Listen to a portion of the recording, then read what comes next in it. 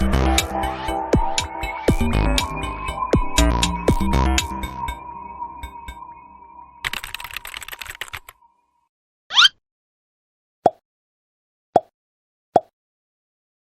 여러분 안녕하세요. 김인성의 주식학교입니다. 오늘 시장 분위기가 좀 괜찮게 잘 흘러가고 있는데 섹터별로 특징을 보시게 되면은 금융주라든지 증권주 같은 이 두 가지의 공통점이 최근에 밸류업 프로그램에 대한 수혜를 받으면서 먼저 좀 코스피 쪽으로 수급이 좋게 만들어지고 상승을 만들었던 종목들이 조금 쉬고 있는 모습입니다. 그리고 반대적으로 코스닥이 좀 힘있게 올라가면서 기술주에 대한 기대감이 다시 한번 올라가고 있는 모습이 나타나고 있는데 이 흐름을 보시게 되면은 지금 PC가 연휴간에 또 긍정적이게 기대치만큼 나오는 흐름이 나타나면서 인플레이션이 점차적으로 좀 완화가 되고 있다, 이 신호로 받아들여지고 있는 시장의 분위기가 만들어지고 있습니다. 그래서 지금 하반기에는 미국이 다시 한번 금리 인하에 대한 카드를 만들어갈 가능성이 굉장히 높아지고 있고, 연내 3회냐 2회냐 여기에 대한 좀 이슈가 많이 만들어지고 있고, 4회 이상까지는 그래도 아직까지는 기대는 어렵다 좀 이렇게 보고 있지만, 예상치 않게 좀 인플레이션이 강하게 잡힌다라고 하면은 4회 이상으로 금리 인하가 나타나면서 시장에 강한 상승이 나타날 수가 있겠죠. 그래서 일단은 지금 기대감에 먼저 기술주들이 수급이 들어오고 있는 모습인데, 이 재료는 6월까지는 같이 이어갈 수 있는 상황이다 이렇게 보실 수가 있겠고, 그러면은 제가 이번 2분기 때는 굉장히 좋게 보고 있는 산업이 뭐냐 말씀을 드렸죠. 통신장비 쪽이 굉장히 좋을 거다 이렇게 말씀을 드렸고요. 그리고 추가적으로 소프트웨어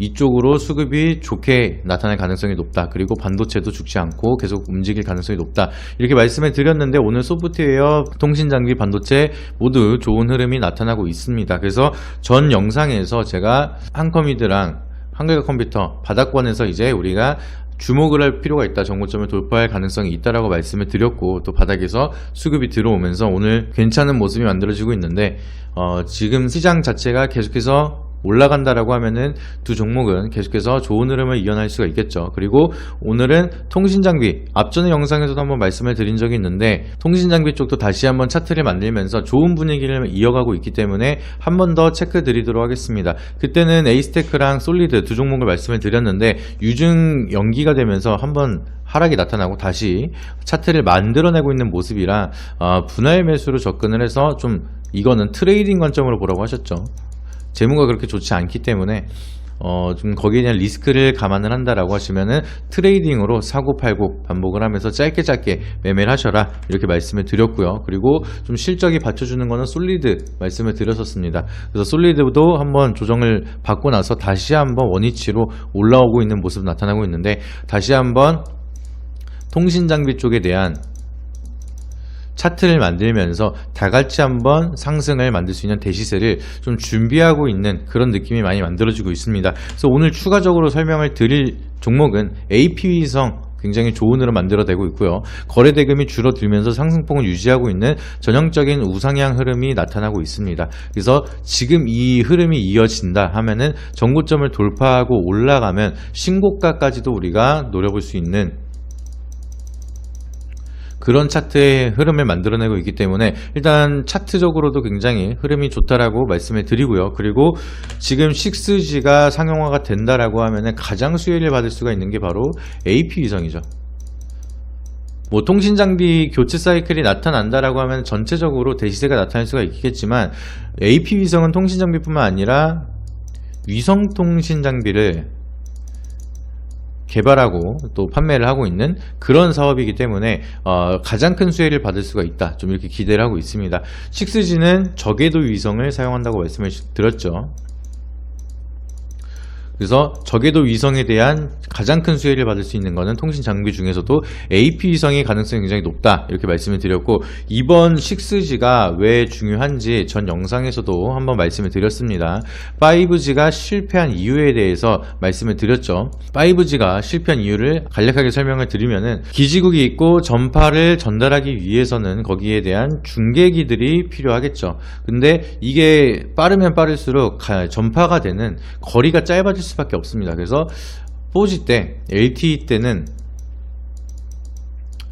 예를 들어서 이 정도의 거리를 3개 정도의 중계기를 통해서 전달을 했다라고 하면은 5G는 속도가 더 빨라지는 만큼 거리가 짧아지겠죠. 그러면은 같은 거리지만 중간중간 중계기를 더 설치하면서 더 많은 중계기로 더 빠른 속도를 내야 되는 그런 단점이 있었습니다. 그리고 속도가 너무 빠르다 보니까 건물 사이를 이제 우회하면서 전파 전달하는 게 쉽지가 않아서 더 촘촘하게 기지국을 쌓아야 돼서 투자 비용이 천문학적으로 많이 들어가기 때문에 이거를 투자를 해보려고 하다가 삼사통신 자체가 이거를 포기를 하면서 높은 속도의 주파수를 포기를 하고 반납을 해버리는 그런 상황이 나타났습니다. 그래서 지금 우리 5G는 LTE보다는 조금 빠르긴 하지만 반쪽짜리 5G다 이렇게 보시면 되겠습니다. 그래서 실패한 이유는 주파에 대한 전파망 자체가 너무 짧기 때문에 건물에 대한 우회라든지 지형지물에 대한 방해를 피하기가 어렵기 때문에 그러면은 투자 금액이 너무나 커지면서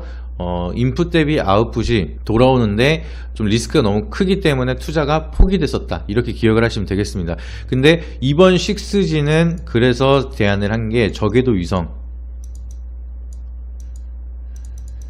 통신망을 새롭게 개발을 해서 상용화할 계획을 만들어내고 있습니다. 이게 뭐냐면은 위성을 저궤도로 띄운 다음에 이걸 통해서 위에서 전파를 전달을 해주면서 이 기지국에 전달이 되겠죠. 그러면은 여기에 대한 장단점은 지형지물에 대한 방해를 아예 극복을 하면서 전파를 전달할 수 있는 장점이 있습니다. 그래서 이게 상용화가 된다라고 하면은 어떠한 세상이 나타나느냐, 우리는 비행기에서도 전파를 전달할 수가 있는 상황이 되고요.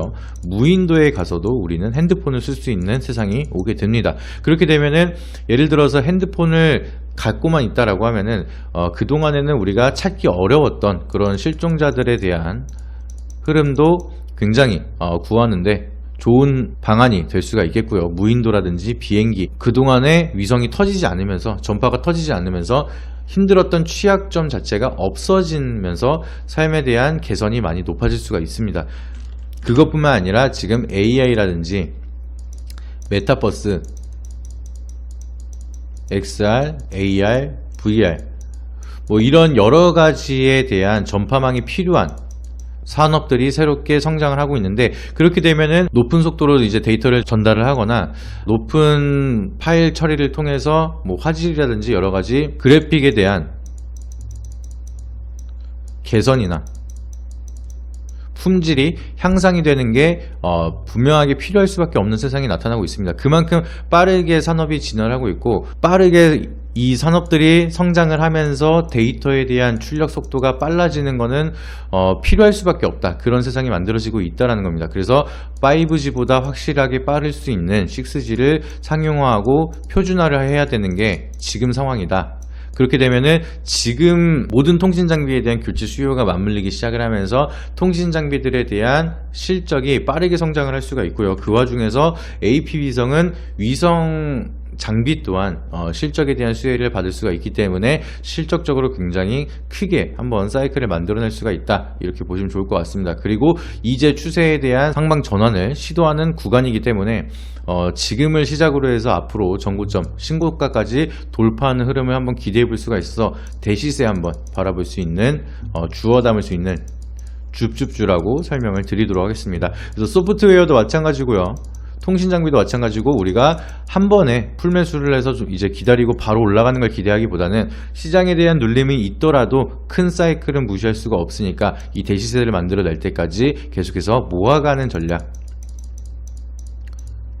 접근하신다라고 하면은 올해 안에 우리가 큰 결실을 한번 맺을 수 있지 않을까, 이렇게 바라보고 있기 때문에 제가 계속해서 강조드리는 통신장비, 소프트웨어 쪽, 그리고 반도체 계속해서 주목을 하고 기업에 대한 대외 변수 체크하면서 모아가는 전략 한번 진행을 해보시면 좋은 결과 있을 거라고 말씀드리도록 하겠습니다.